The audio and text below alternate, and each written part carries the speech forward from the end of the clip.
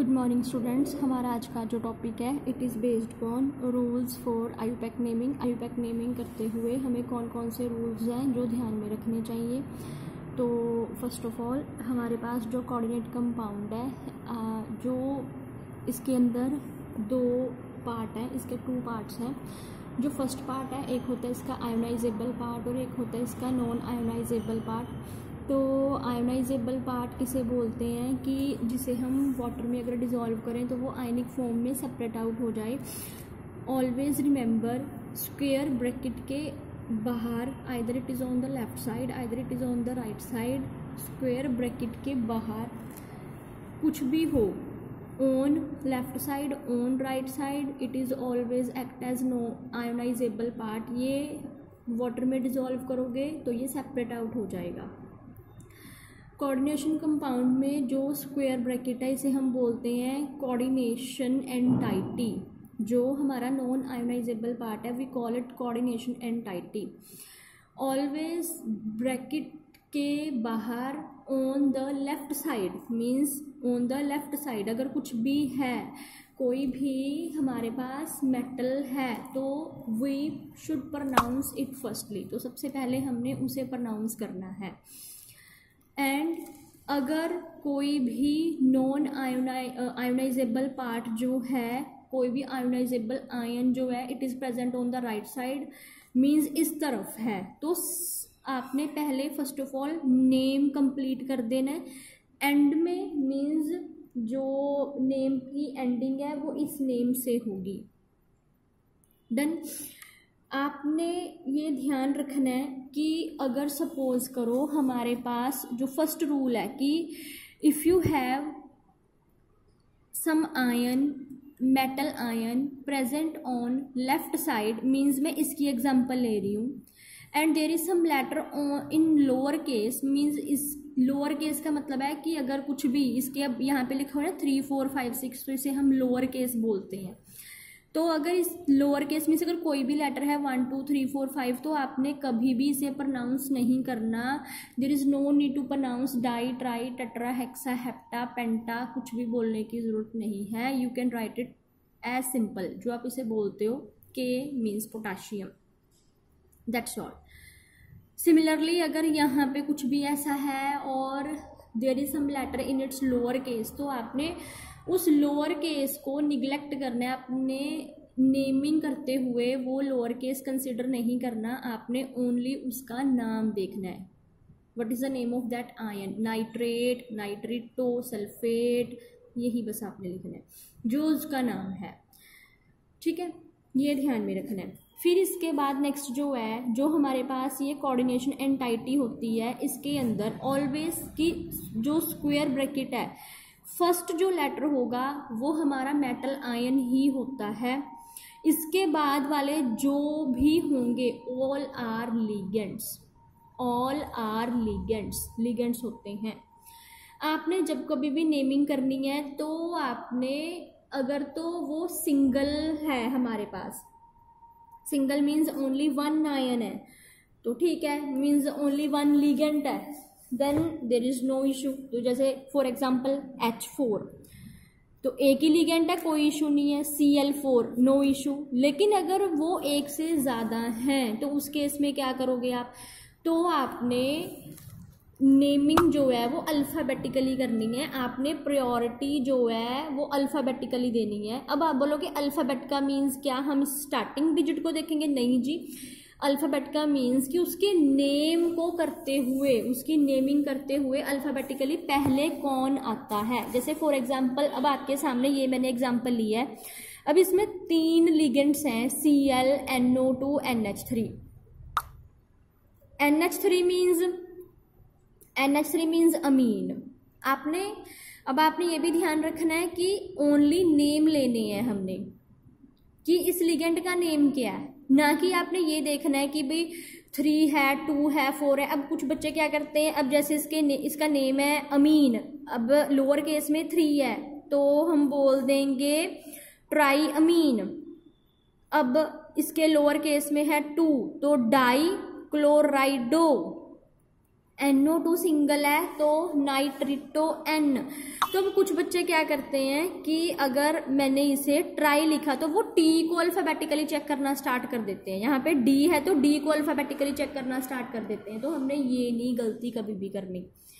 Lower case में die, try, पेंटा, hexa, hepta कुछ भी लिख रहे हो उसे अल्फाबेटिकली नहीं लेना। ओनली लिगेंड्स के नेम को हमने अल्फाबेटिकली कंसीडर करना है कि अगर अमीन, क्लोराइडो, नाइट्रिटो, तो अमीन को नंबर 1, क्लोराइडो को नंबर 2, नाइट्रिटो को नंबर 3। मीन्स इस सीक्वेंस में इसका नाम लिखा जाएगा। तो आप क्या लिखोगे, इसे आप लिखोगे ट्राई अमीन, मीन्स पहले इसका नाम ट्राई अमीन डाई क्लोराइडो नाइट्रिटो N। जब आप ये सारा कर दोगे, सभी लिगेंड्स को कंप्लीटली आप प्रोनाउंस कर दोगे, फिर उसके बाद नेक्स्ट टर्न आएगी हमारी मेटल की। फिर आपने एक बात और ध्यान में रखनी है कि अगर आपके पास जो भी कॉम्प्लेक्स है वो चेक करो, it is anionic, cationic, neutral, ये कौन सा कॉम्प्लेक्स है। अगर वो एनायनिक कॉम्प्लेक्स है, एनाइन का मतलब क्या होता है कि उसमें नेगेटिव लिगेंड ज़्यादा है, नेगेटिवली चार्ज लिगेंड ज़्यादा है। अगर नेगेटिवली चार्ज लिगेंड ज़्यादा है तो आपने मेटल के नेम के एंडिंग विद 8 करनी है। After the name of metal you can write 8, ATE 8 लगाओगे। नाइट्रेट, प्लेटिनेट, क्रोमेट, क्यूपरेट, जिंकेट, आपने ऐसे नेम करना है इसका, ठीक है। तो अब कैसे पता चलेगा, अब देखो CN साइनाइड जो ये नेगेटिव लिगेंड है, क्योंकि साइनाइड के ऊपर नेगेटिव चार्ज होता है। जो NO है ये नाइट्रोजोनियम है, इसके ऊपर पॉजिटिव है। तो अब नेगेटिव चार्ज वाले हमारे पास 5 हैं। आपने ये भी ध्यान रखना है कि हमने ओनली लिगेंड्स की बात करनी है, ये नहीं देखना कि ये जो हमारे पास आयोनाइजेबल पार्ट है। अब कुछ बच्चे क्या करते हैं, ऑक्सीडेशन नंबर निकालते हैं पहले। अब ऑक्सीडेशन नंबर निकाला तो इसका मैंने क्या वैल्यू पुट कर दी, 3 × 1 प्लस x प्लस 5 × -1 प्लस 1। तो अब अगर मान लो ये K3 ना होता, सपोज ये K4 होता, तो मैं इसे ले लेती 4। तो अब 4 1 दा 4 और 1 5 और 5। तो अब आपने सोचना था कि मे बी ये जो है हमारे पास न्यूट्रल का केस है, तो ये न्यूट्रल का केस नहीं है।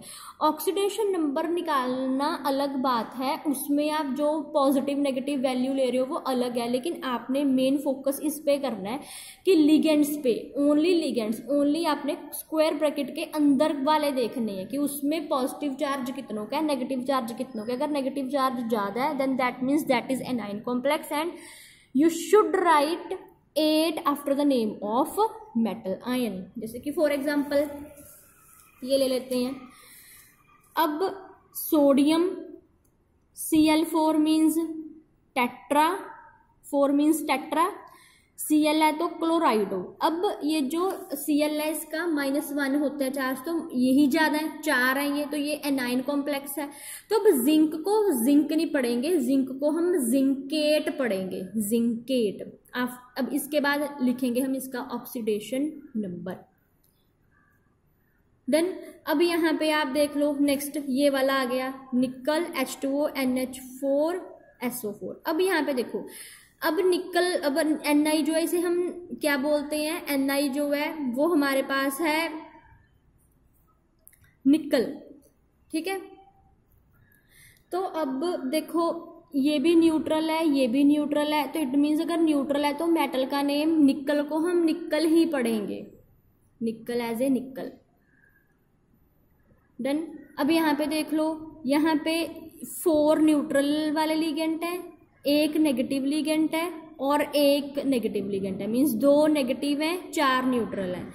तो इट मीन्स 4 न्यूट्रल मीन्स ये ज़्यादा है, तो इसीलिए हम मेटल का नेम जो है वो प्लैटिनम को प्लैटिनम ही पढ़ेंगे, नॉट एज प्लैटिनेट। डन।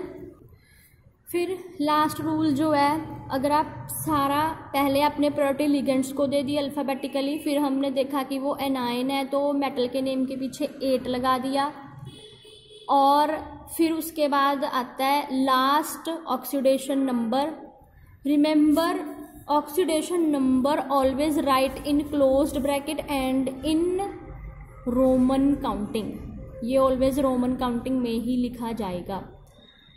फोर्थ, कभी भी हमने स्पेस नहीं छोड़नी है नेम लिखते हुए, कॉन्टिन्यूटी में नेम चलेगा, आपने गैप गैप गैप डाल के कुछ भी नहीं करना है। Everything should be right in A proper sequence, properly इकट्ठा ही चलेगा, गैप स्पेस नहीं देनी। नेक्स्ट, फिर इसके बाद नेक्स्ट आपने एक और बात ध्यान रखनी है, जो हमारे पास नेगेटिव लिगेंड हैं उनके नेम की एंडिंग होगी विद ओ। वैसे तो आपको आपकी बुक्स में ऑलरेडी जो नेमिंग है वो ओ से ही दी हुई है, जैसे कि एफ है फ्लोराइडो, Cl क्लोराइडो, NO3 नाइट्रिटो, ठीक है। तो उस बुक्स में ऑलरेडी आपको जैसे लिखेंगे उसे वैसे ही दिया हुआ है। बट एक और बात ध्यान रखो कि जो हमारे पास ये आयोनाइजेबल पार्ट है, अगर बुक में इसका नेम के पीछे ओ लगाया हुआ है तो आपने ओ नहीं लगाना। अगर आपको सपोज फ्लोराइडो दिया है तो फ्लोरीन, क्लोराइडो दिया है तो क्लोराइड, मतलब fluoride, chloride, bromide, nitrate, sulphate, oxalate, ठीक है, फॉस्फेट,